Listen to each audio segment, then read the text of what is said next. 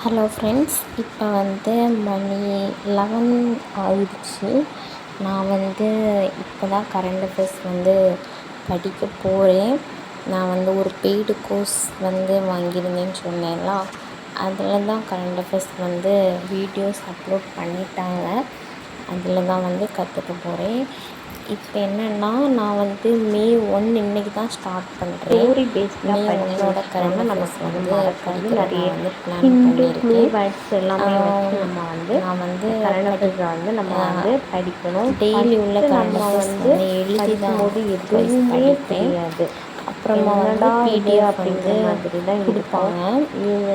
இதெல்லாம் என்னதுப்பா அப்படிங்கிற மாதிரி நம்ம கொடுப்பாங்க. அப்புறமா பட் நம்ம ஒரு 1 month 2 months டெய்லி படிச்சிட்டோம்னா நம்ம எது படிக்கணுமோ அதில் ரிலேட்டடாக தான் எடுக்கிற அது ரிலேட்டடாக அப்டேட் பண்ணிக்கிட்டே இருக்கோம். ஸோ அதனால் நமக்கு படிச்சிருக்கோம்.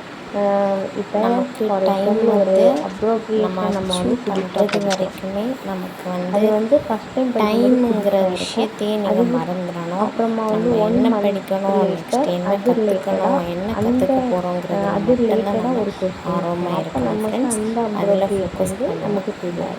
இப்படிலாம் இந்த பேங்க் எக்ஸாமில் அப்டேட் ஆகி நம்ம போக முடியுமே தவிர எடுத்த உடனே நமக்கு எதுவுமே புரியாதது மாதிரி தான் இருக்கும். அதை ஒன்று நம்ம ஃபோக்கஸ் பண்ணி படிக்க வேண்டியது தான். வேறு கரண்ட் அஃபேர்ஸ்லாம் என்ன சொல்கிறதுன்னா, நம்ம திரும்ப திரும்ப திரும்ப ரீகால் பண்ணிக்கிட்டே இருக்கணும். நம்ம இன்றைக்கி படித்த நியூஸ் கண்டிப்பாக 2 days மறந்து போயிடும். அப்படி தான் இருக்கும். நம்ம என்ன பண்ணணும்னா, இன்றைக்கி படிக்கிறோன்னா நாளைக்கு அடுத்த கரண்ட் அஃபேர்ஸ் நம்ம படிக்க தொடங்குறதுக்கு முன்னாடி நம்ம மே 1 இப்போ நாளைக்கு மே 2 நான் படிக்கிறேன்னா, நாளைக்கு நான் தொடங்கும் போது நான் மே 1 ஜஸ்ட்டு ஒரு ரீகால் பண்ணிட்டு தான் அடுத்தது படிக்கணும். இப்படி பண்ணோன்னா அப்புறமா வீக்லி ஒன்ஸ் கண்டிப்பாக ரிவைஸ் பண்ணணும். கண்டிப்பாக ஒரு குவிஸ் போடணும். டெய்லி ஒரு 1 அல்லது 2 கேஸ்லையாவது கன்ஃபார்மாக நம்ம குவிஸும் எடுத்துக்கணும். அப்போ தான் நமக்கு அது அப்டேட் ஆகிட்டே இருக்கும். ஏன்னா பேங்க் எக்ஸாமுக்கு 4 to 6 month கரண்ட் அஃபேர்ஸ் தான் கேட்பாங்க.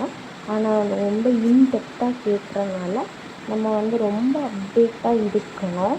அது பார்த்துக்கணும். கரண்ட் அஃபேர்ஸ் டெய்லி கன்ஃபார்மாக நான் ஸ்டடி விளாக் கண்டிப்பாக போடுவேன். நான் படிக்கிறது என்னை பார்த்தாவது மோட்டிவேட் ஆகி டெய்லி கரண்ட் அஃபேர்ஸ் படிங்க. Okay friends,